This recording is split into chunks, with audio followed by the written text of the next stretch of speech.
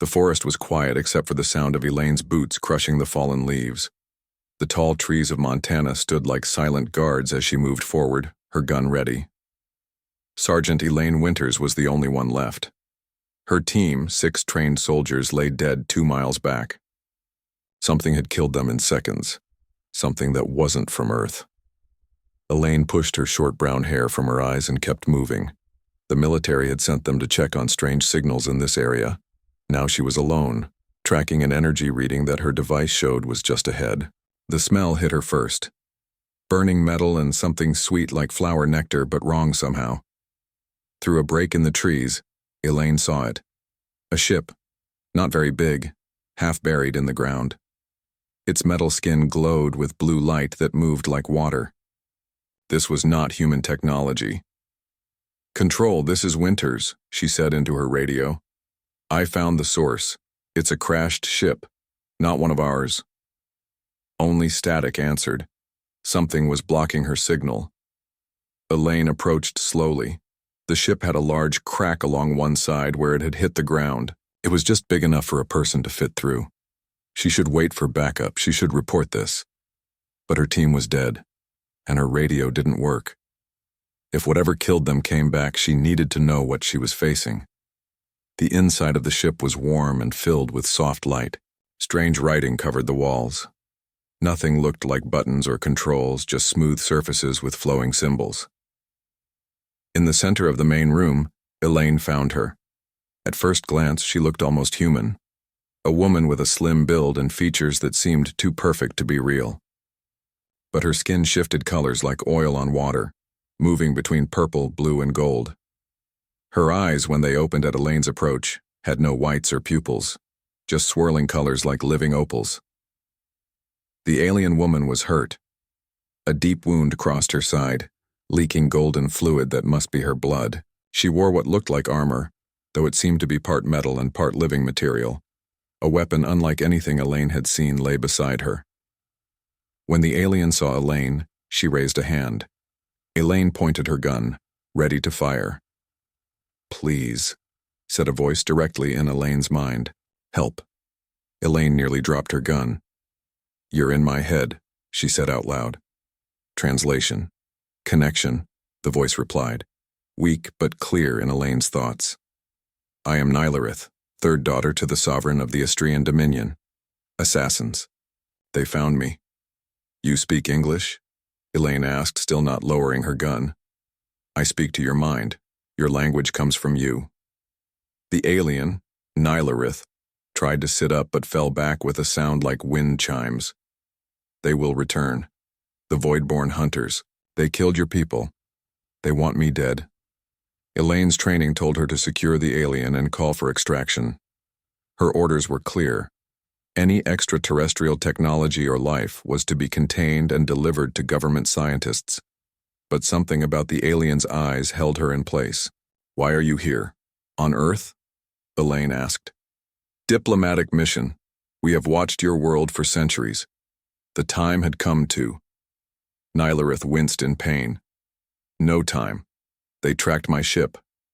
More hunters will come. If they find me, your world will become a battlefield." Elaine had to make a choice. Follow orders or trust this alien who claimed assassins were coming to Earth. The alien who somehow spoke directly into her mind. "Can you walk?" Elaine asked finally. "With help. I have a cabin not far from here. Off the grid. We can hide there until you're stronger. Then you tell me everything. Deal?" Nylareth nodded. A very human gesture. "Deal." Getting the alien princess out of the ship was hard work. Nylareth was lighter than she looked, but weak from her injuries. Elaine wrapped the wound as best she could, surprised to find the golden blood hardened quickly on contact with air. "Your ship," Elaine said, as they moved slowly through the forest. "Others will find it." "It will sink," Nylareth replied in Elaine's mind. "Self-preservation protocol. By morning, no trace will remain on the surface." The cabin came into view just as the sun began to set. It was small and simple, one room with a bed, table, chairs, and a fireplace. Elaine had bought it years ago when she needed a place to escape. Now it would be an alien princess's hiding place. Once inside, Elaine helped Nylareth to the bed.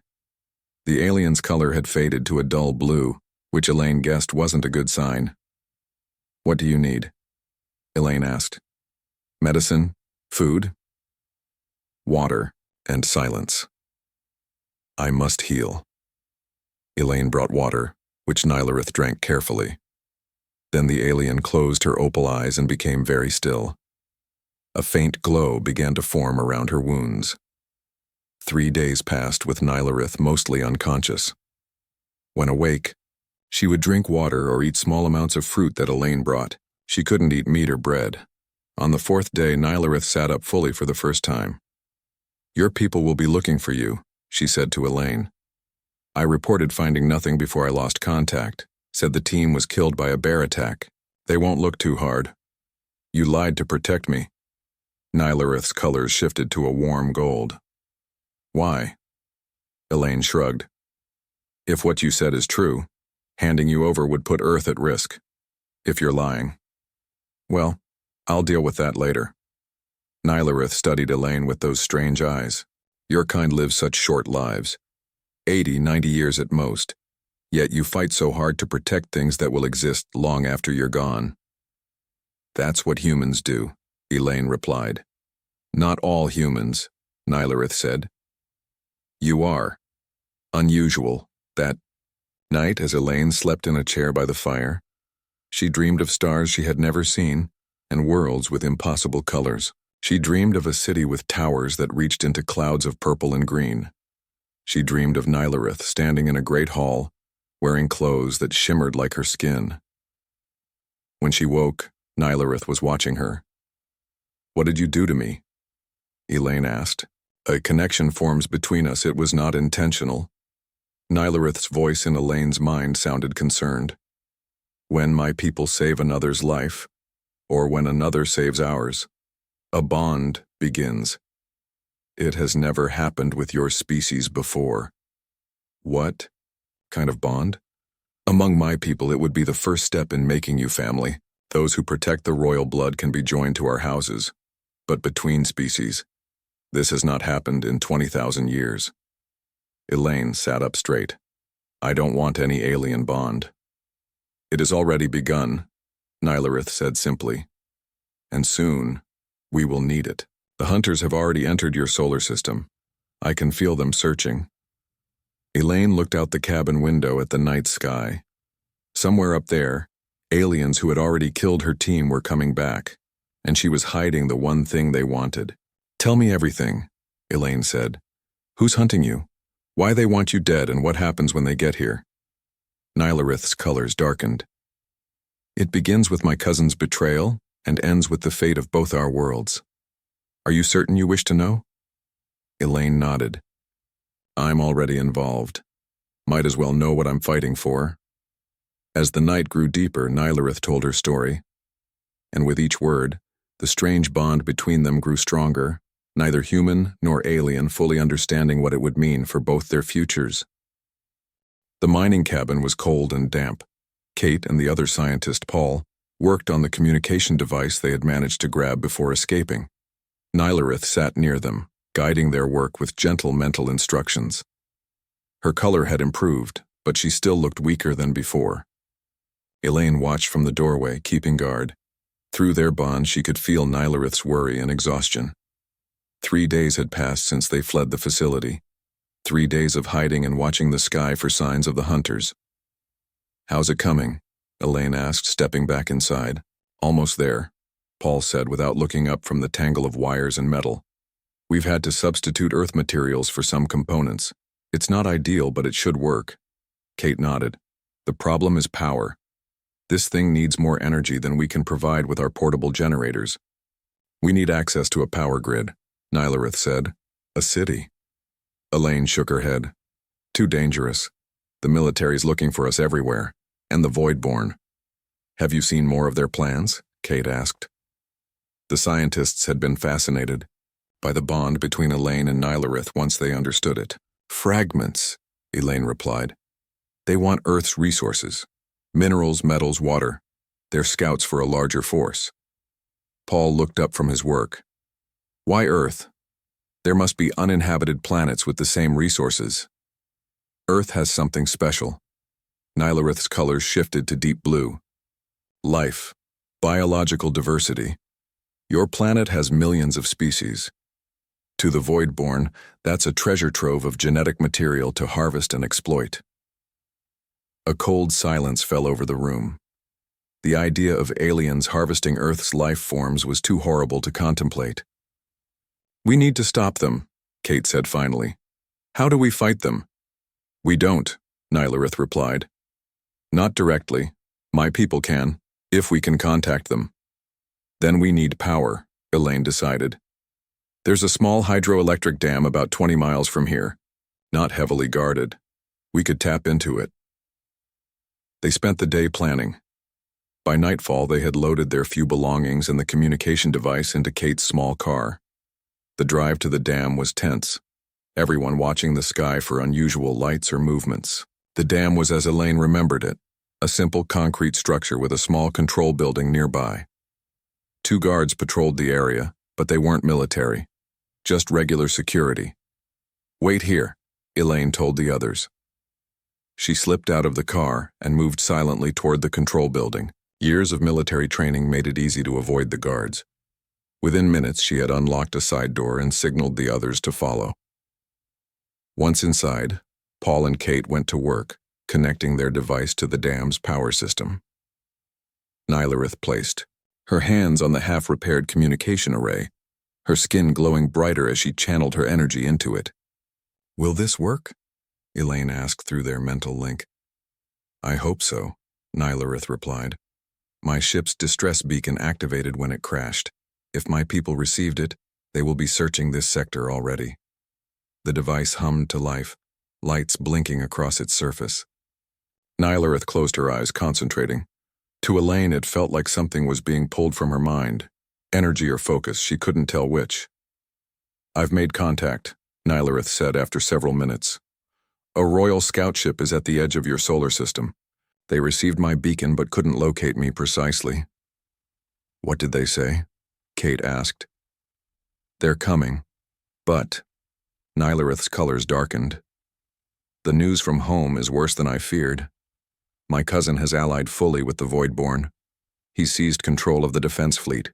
My father is under house arrest. How long until your people get here? Paul asked. 3 days at most. The scout ship is small and fast. Nylareth opened her eyes. But the Voidborn will have detected our transmission. They'll come for us now.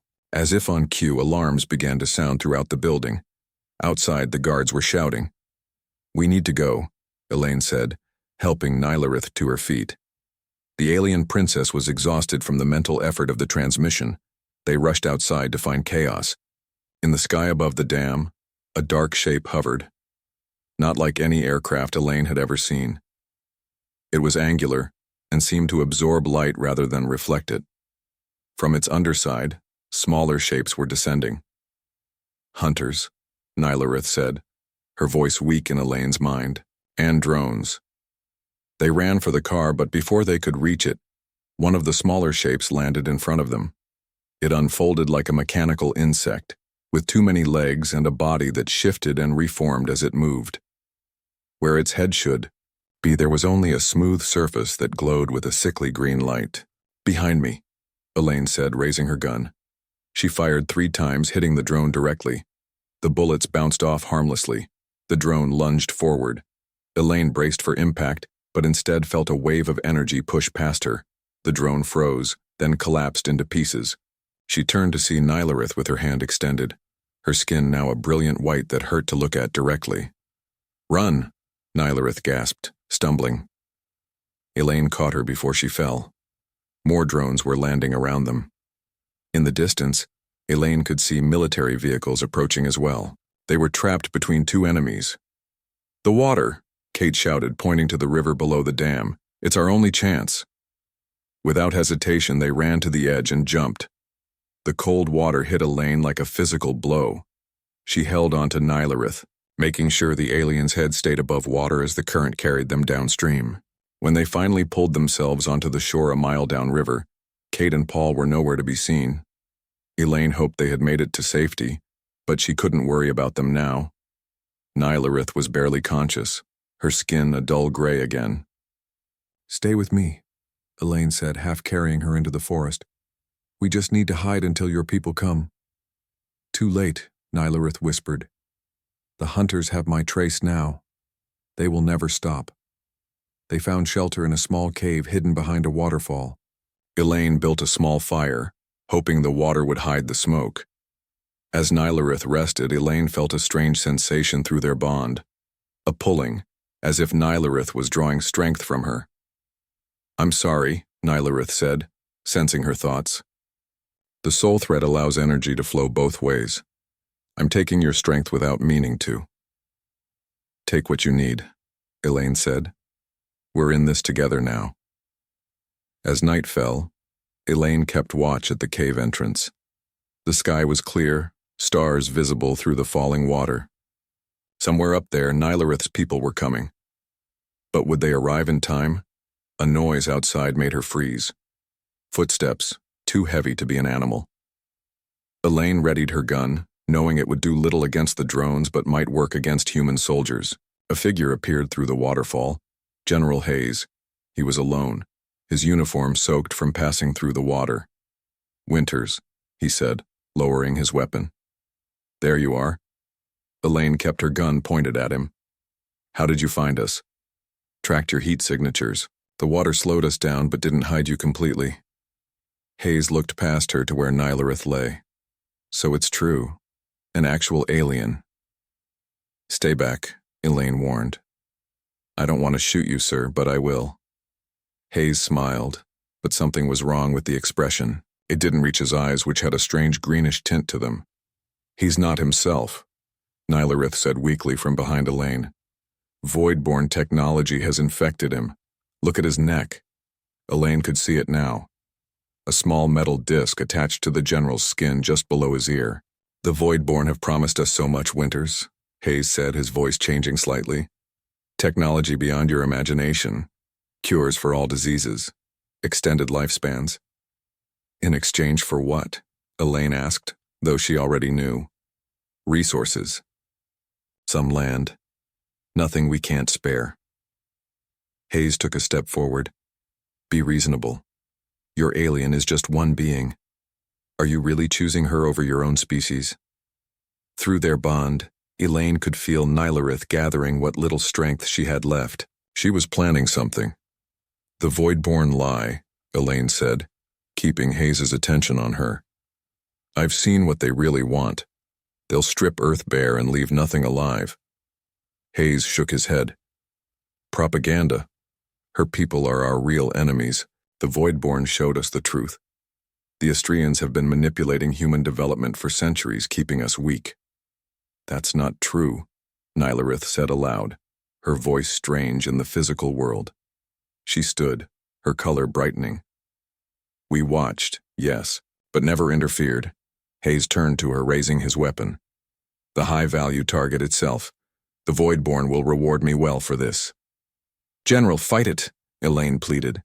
"The control disk is changing your thoughts." For a moment, Hayes' expression flickered, showing confusion and pain. Then his face hardened again. "Surrender now, Winters, that's an order." Elaine kept her gun steady. "Not going to happen, sir." Hayes fired. At the same instant, Nylarith pushed Elaine aside with surprising strength. The bullet hit Nylarith in the shoulder, spraying golden blood across the cave wall. Elaine fired back without hesitation. Her bullet hit Hayes in the chest. He staggered backward, falling through the waterfall. Elaine rushed after him, but he was already getting up, the bullet having hit his body armor.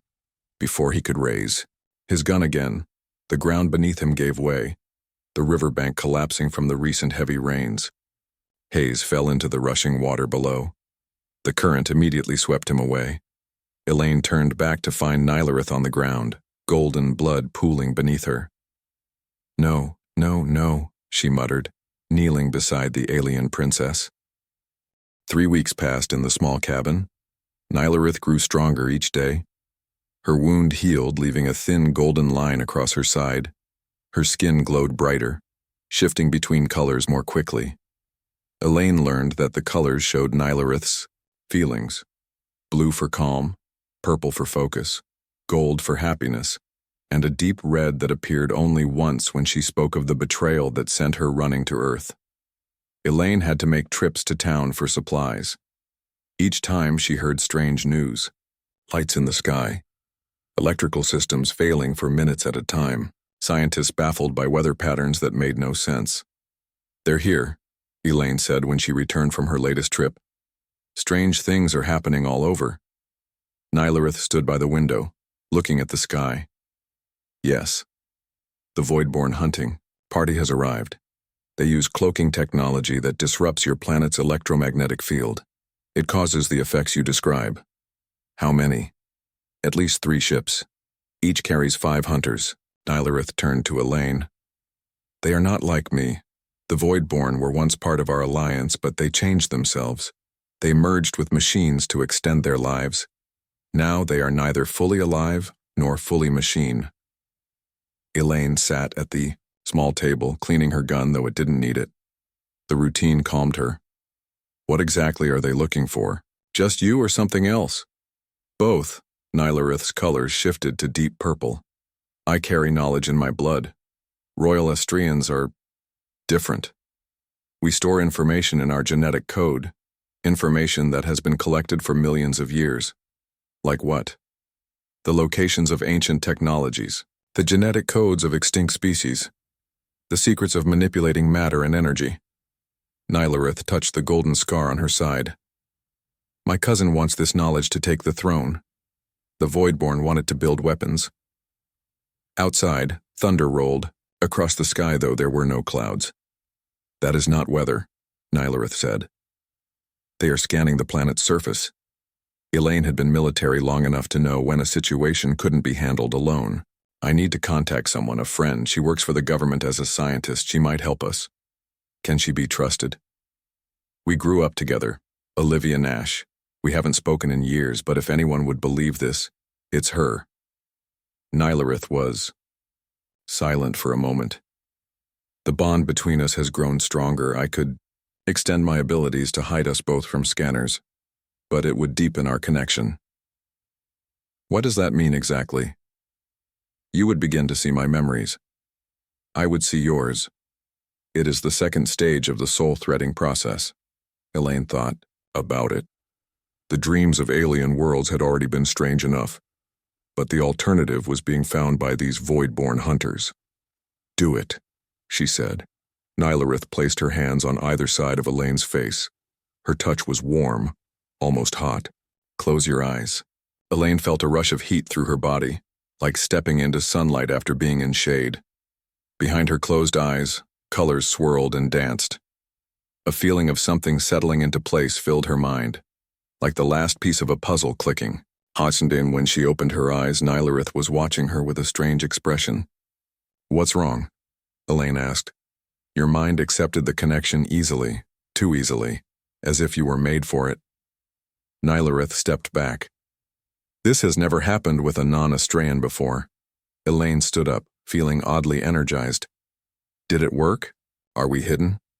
"Yes. They cannot detect us now unless they see us directly."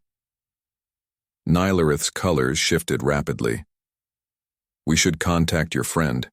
The hunters will begin physical searches soon, using a secured phone that Elaine kept for emergencies they called Olivia Nash." "Winters? Is that really you?" Olivia's voice sounded tired but alert. "Where have you been? The military has questions about your team. I need your help, Liv. Something big is happening." Elaine took a deep breath. "Remember when we were kids and we promised we'd tell each other if we ever found proof of aliens?" A long silence followed. Finally, Olivia spoke. "Are you saying what I think you're saying?" "Yes, and it's bigger than just finding proof. Earth is in danger." Another pause. "Where are you?" "I can't say over the phone. Can you meet me?" "The old place, tomorrow at noon." "I'll be there," Olivia said. "And Elaine, be careful." The next day they walked 2 miles to an abandoned research station. It had been used to monitor wildlife until funding ran out 5 years ago. It was where Elaine and Olivia had spent summers as teenagers, when Olivia's mother worked there. Olivia was waiting inside, looking much the same as Elaine remembered. Short black hair, serious eyes behind glasses, and a posture that said she didn't have time to waste. When Nylareth entered behind Elaine, Olivia gasped. "Oh my God, you weren't kidding." "This is Nylareth," Elaine said. "She's a princess from a place called the Astrian Dominion." "Actually, third daughter to the sovereign," Nylareth corrected in both their minds. Olivia jumped. "She's telepathic?" "It's how they communicate," Elaine explained. "And yes, there are more aliens, bad ones. They're looking for her." For the next hour they explained everything to Olivia. The scientist asked dozens of questions, taking notes and occasionally shaking her head in amazement.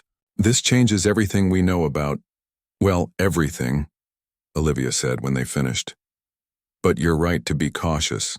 If these hunters are as dangerous as you say, we need to be careful who we tell." "We need to contact Nylareth's people," Elaine said. "Let them know she's alive.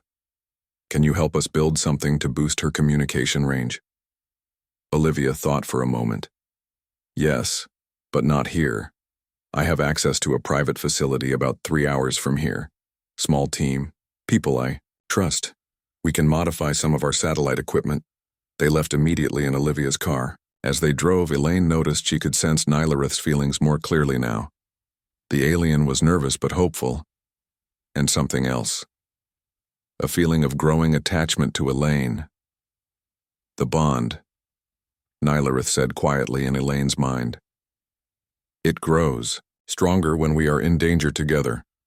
The facility was small and unmarked, hidden in a valley between two mountains. Inside, Olivia introduced them to her team.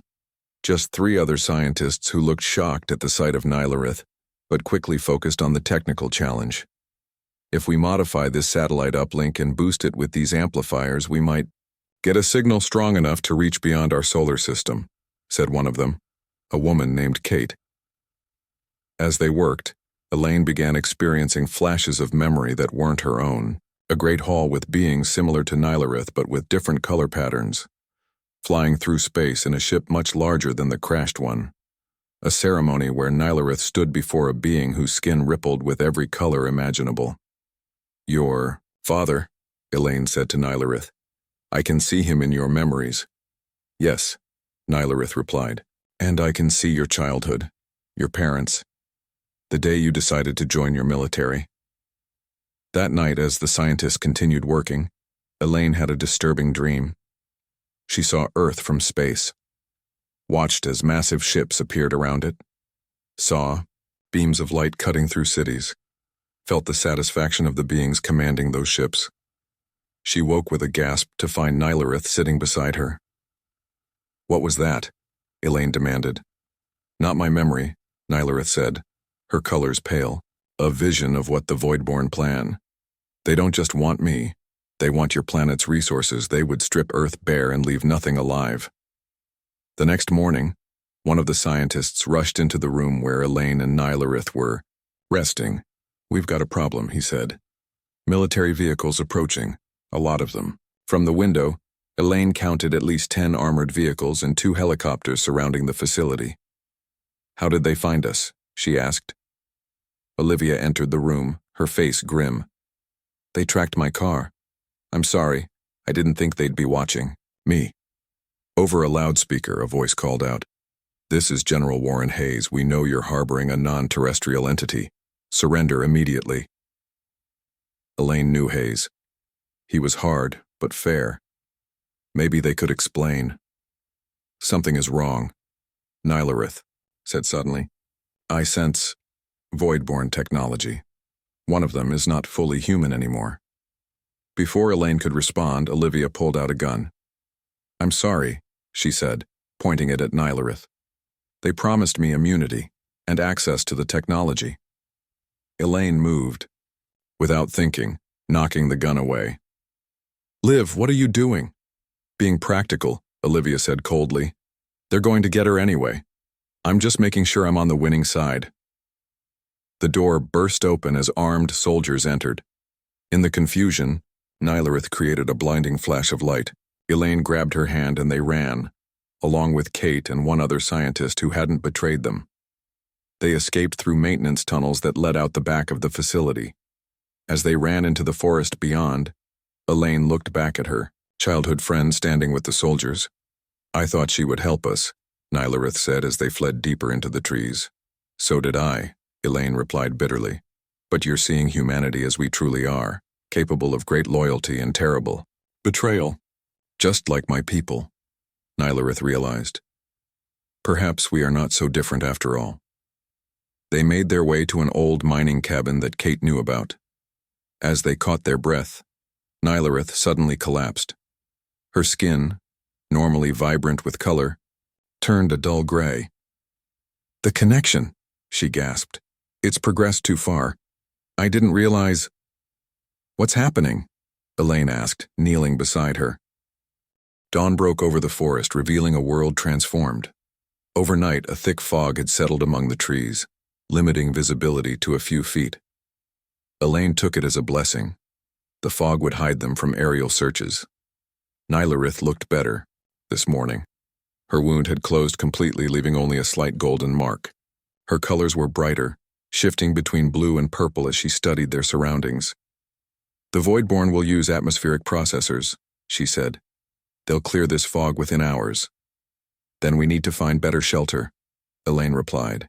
"Somewhere they can't track our heat signatures." They had been walking for about an hour when Elaine spotted it, an old bunker entrance partially hidden by vines and brush. The metal door was rusted but still solid. Cold War era, Elaine explained as she worked to open it. The government built these all over, then abandoned most of them. Inside, the bunker was a simple concrete room with metal shelves still holding ancient emergency supplies. A second door led to a smaller room with a ham radio setup and a generator. "This might work," Elaine said, examining the radio. "If your people are in orbit, could we contact them with this?" Nylareth studied the equipment. "Perhaps, with modifications." She placed her hand on the radio and her skin began to glow. "I can sense the electrical pathways. With the right adjustments, we might extend its range." As Nylareth worked, Elaine felt a strange sensation through their bond, a pulling as if the alien was drawing knowledge from her mind. "I need to understand how your technology works," Nylareth explained without looking up. "Your knowledge of these systems helps me." "Take whatever you need," Elaine said. By midday, Nylareth had transformed the simple radio into something far more complex. Parts of it now glowed with the same shifting colors as her skin. "It's ready," she said finally. "But using it will alert the Voidborn to our location." Elaine checked her gun. Just 3 bullets left. "How long would it take your scout ship to reach us once they know our exact position?" "Hours, not days. But the Voidborn would reach us first." Elaine considered their options: stay hidden and hope Nylareth's people found them eventually, or risk using the radio and face the hunters. "We need to warn people," Elaine decided. "Not just about us, but about what the Voidborn are planning for Earth. If we can broadcast a message to the military, the real military, not the compromised units, maybe they can prepare." "The risk is great," Nylareth warned. "So is doing nothing." Nylareth nodded, her colors shifting to a determined gold. "Then we should send 2 messages, one to my people and one to yours." They worked together to craft the messages. For the human military, a warning about the Voidborn infiltration and their true plans for Earth. For Nylareth's people, their exact coordinates, and a request for immediate extraction. "Ready?" Elaine asked when they finished. Nylareth placed her hands on the modified radio. "Yes, but Elaine, there is something we should try first. Something that might help us survive until rescue comes." "What is it?" "A deeper connection. The 3rd stage of soul threading." Nylareth's eyes met Elaine's. "It would allow us to share consciousness temporarily. 2 minds in 1 body." Elaine stared at her.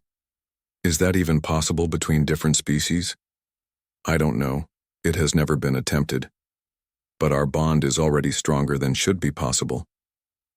Nylareth's colors flickered with uncertainty. If it works, I could hide within your mind while you move freely. The Voidborn scan for Astrian energy signatures. They wouldn't detect me if I'm inside you. The idea was both terrifying and fascinating. What would it feel like? Like having another person's thoughts alongside your own. I would see through your eyes, feel through your senses. You would have access to some of my abilities, my knowledge. Elaine thought about it. If it worked, they could move more freely, maybe even get to a more secure location after sending the messages. Let's do it, she said. Nylareth stood and placed, her hands on either side of Elaine's face, just as she had done when they first established their connection. Close your eyes. Open your mind to me completely. Elaine did as instructed. At first, she felt only the now familiar warmth of Nylareth's touch. Then came a sudden rush, like diving into warm water. Colors exploded behind her eyelids, blues, purples, golds all swirling together.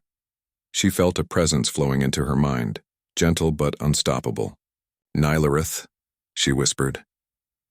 I am here, came the reply, but not through her ears. The voice was inside her head, clearer than ever before. Elaine opened her eyes. The bunker looked the same, but somehow different. Colors were more vibrant. Details she hadn't noticed before jumped out at her, and Nylareth's body was gone. Where are you? Elaine asked aloud, then felt foolish for speaking. Here, with you, Nylareth's voice replied in her mind. Look at your hands.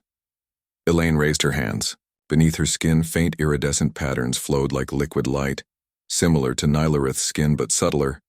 It worked, she breathed. Yes. I can see through your eyes. Feel what you feel. There was wonder in Nylareth's mental voice. Your senses are different from mine. Less acute in some ways, sharper in others. What about your body? It is in a state of suspension. Not quite here, not quite elsewhere. When we separate, I will return to it. Elaine took a deep breath, adjusting to the strange feeling of sharing her mind.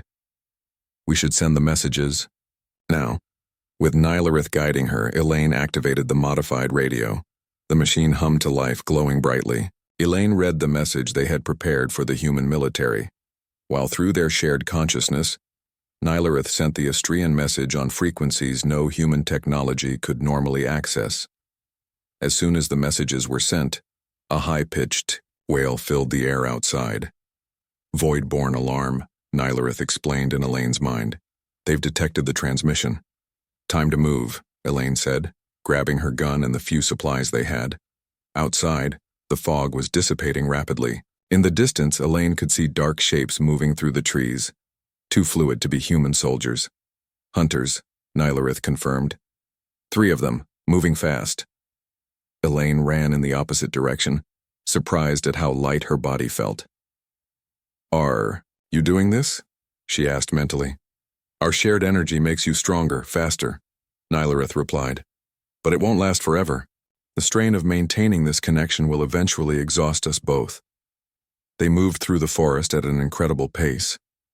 Elaine could feel Nylareth's knowledge guiding her, which paths to take, which areas to avoid. Through the alien's AI senses, she could detect energy signatures that revealed hidden drones and hunters. After an hour of running, they reached the edge of the forest. Beyond lay open fields leading to a small town.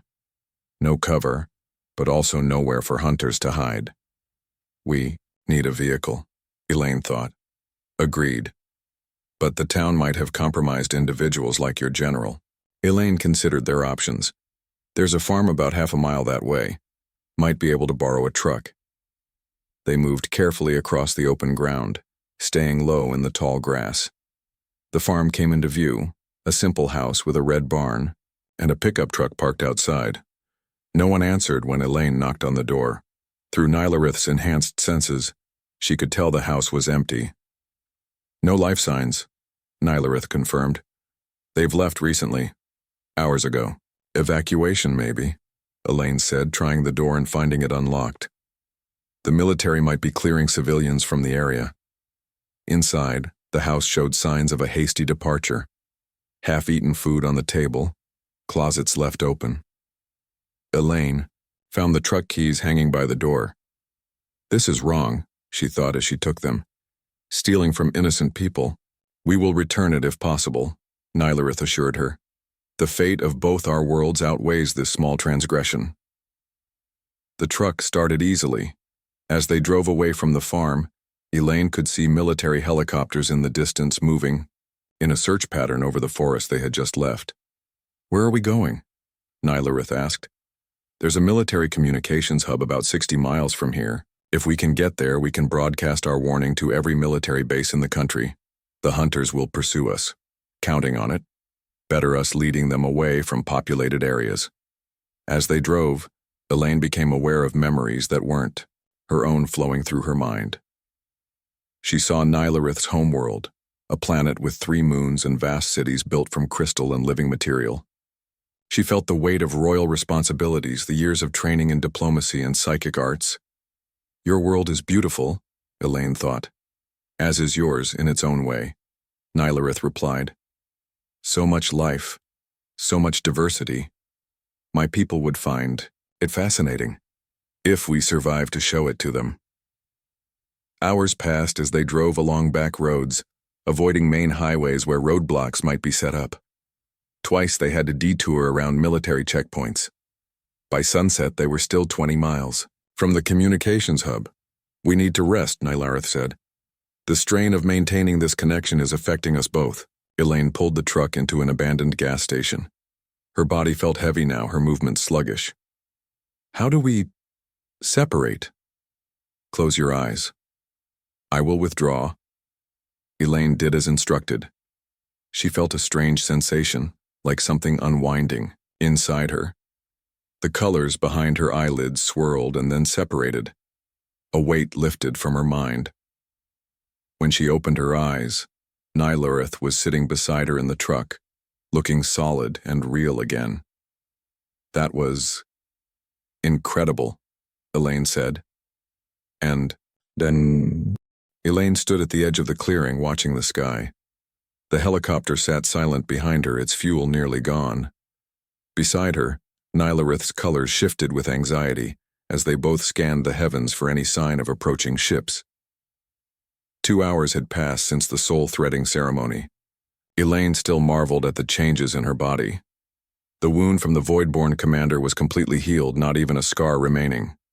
She felt stronger, more alert, her senses sharper. The iridescent patterns beneath her skin pulsed in rhythm with her heartbeat. What exactly am I now? She asked, not for the first time. Still human, Nylareth replied, but changed. The soul thread has given you some Astrian qualities, longer life, faster healing, some access to our abilities. And you? What did it do to you? I am more connected to your world now, more anchored to Earth. Nylareth's colors rippled with something like wonder. I feel things differently. Your emotions affect me more strongly. Through their bond, Elaine could sense Nylareth's concern about what they had done. Your people really won't approve, will they? The soul thread is sacred. To share it with another species. Nylareth's colors darkened. It has never been done. Some will call it corruption of our bloodline. Others will fear it weakens our abilities. And what do you think? Nylareth turned to look at her, those opal eyes somehow expressing more emotion than any human eyes could. I think it was necessary. And right. A sudden change in pressure made their ears pop. Above them, the air seemed to ripple and fold. A massive shape appeared in the sky. A ship far larger than the one Nylareth had crashed in. Its surface gleamed with the same shifting colors as Nylareth's skin. The Royal Scout, Nylareth said, relief flooding their bond. They found us. The ship descended silently, hovering above the clearing. A beam of light shot down, touching the ground near them. A transport beam, Nylareth explained. It will take us aboard. Elaine hesitated. What about Earth? The Voidborn are still out there. My people will help. The Royal Fleet has weapons that can destroy the Voidborn ships. Nylareth held out her hand. Trust me, Elaine, as I trusted you. Taking a deep breath, Elaine took Nylareth's hand. Together they stepped into the light. There was a brief sensation of weightlessness, then they were standing in a large chamber inside the ship. The walls glowed with soft light, and the floor, beneath their feet, seemed to be alive somehow, adjusting to their weight. Before them stood three beings similar to Nylareth but taller, their skin patterns more complex. They wore what looked like armor made of the same living material Elaine had seen on Nylareth when they first met. The tallest stepped forward, its colors flashing in patterns Elaine somehow understood as surprise and concern. "Third princess," it said, its voice appearing directly in Elaine's mind just as Nylareth's did. "You live. The sovereign will be relieved." "Captain Zorith," Nylareth replied with a small bow. "I am grateful for your timely arrival." The captain's attention turned to Elaine, its opal eyes widening at the sight of the iridescent patterns visible on her skin. "What have you done, princess? This human bears the royal soul thread." "She saved my life multiple times," Nylareth said firmly. "She fought the Voidborn to protect me. She earned it." The other Astrians moved closer, their colors showing shock and disbelief. "This is forbidden," one said. "The council will never accept it." "The council will hear my full report before making judgments," Nylareth replied, her colors flashing, with an authority Elaine hadn't seen before. "This human has shown courage and honor that many of our own people would envy." The captain seemed about to argue further when alarms began to sound throughout the ship. One of the other Astrians touched a panel on the wall. "Voidborn vessels approaching," it reported. 3 hunter ships and something larger, a harvester class. "They followed our transport signal," the captain said. "Battle stations. Princess, you and the human should go to the safe chamber." "No," Nylareth said. "We will come to the command center. This human has fought the Voidborn on her world. Her knowledge may be useful." The captain hesitated, then nodded curtly. "Follow me." They were led through corridors that seemed to form as they walked, the ship reshaping itself to create the most direct path. The command center was a large circular room with no visible controls, just a central platform surrounded by floating displays of light. On the displays, Elaine could see the Voidborn ships approaching. They were angular and dark, seeming to absorb light rather than reflect it. The largest was shaped like a massive claw. "The Harvester," Nylareth explained through their bond. "It extracts resources directly from planets, tears them from the ground." The captain stepped onto the platform. The ship responded instantly, moving away from Earth's atmosphere and taking up a defensive position. "Our weapons are charged," one of the crew reported, "but the Harvester's shields are strong." "We need to wait for the main fleet," another said. "We cannot defeat a Harvester alone." "How long until they arrive?" Nylareth asked. "Hours at least. They were delayed engaging Voidborn forces near the Centauri system." Elaine studied the displays, watching the Voidborn ships' movements. "They're positioning to block your escape routes," she said. "Standard military tactic. They want to keep you here until their reinforcements arrive." The Astrians looked at her with surprise, clearly not expecting useful input from a human. "She's right," the captain admitted. "We need to break through now before they complete their formation." "No," Elaine said. "You need to stop the Harvester before it reaches Earth. If that thing starts extracting resources, people will die." The captain's colors showed conflict. "Our priority is to protect the princess and return her safely." "My priority is to protect both worlds," Nylareth said firmly. "Captain, we will engage the Voidborn ships." Through their bond, Elaine could feel Nylareth's determination. The princess was willing to risk her own safety for Earth. The battle began moments later. The Astrian ship moved with incredible speed, firing weapons that looked like concentrated light at the hunter ships. One exploded immediately, but the others evaded, returning fire with green energy beams. The ship shook as one of the beams struck them. "Shields holding at 80%, a crew member reported. "The Harvester is continuing toward Earth." "We need to target its propulsion systems," Elaine suggested, pointing at the display. "There and there. That's where the energy readings." Our strongest. The captain gave her a curious look but relayed the order. The Astrian ship fired again, this time hitting the harvester exactly where Elaine had indicated. The massive ship slowed but didn't stop. Again, Nylareth commanded. Full power. The next hit caused the harvester to list to one side, clearly damaged, but it continued its approach to Earth. It's going to make atmospheric entry, the captain warned. Once it begins harvesting, it will be much harder to stop. Elaine felt Nylareth's mind touch hers more deeply. I have an idea, the princess said through their bond. But it requires both of us. The soul thread gives us an advantage. What do you need me to do? Merge with me again. Our combined energy, channeled through the ship's weapons, might be enough to breach the harvester's shields. Elaine nodded. Let's do it. Once more their minds joined. But this time, instead of one consciousness taking control, they merged completely, becoming something that was neither fully Elaine nor fully Nylareth, but a new entity with the strengths of both. Through their merged consciousness, they reached out to the ship itself, connecting to its systems in a way no single Astrian could. The crew watched in amazement as the weapons platforms responded, glowing with the same iridescent patterns that now covered Elaine's skin entirely. Fire, they commanded in unison, their voices overlapping in a strange harmony.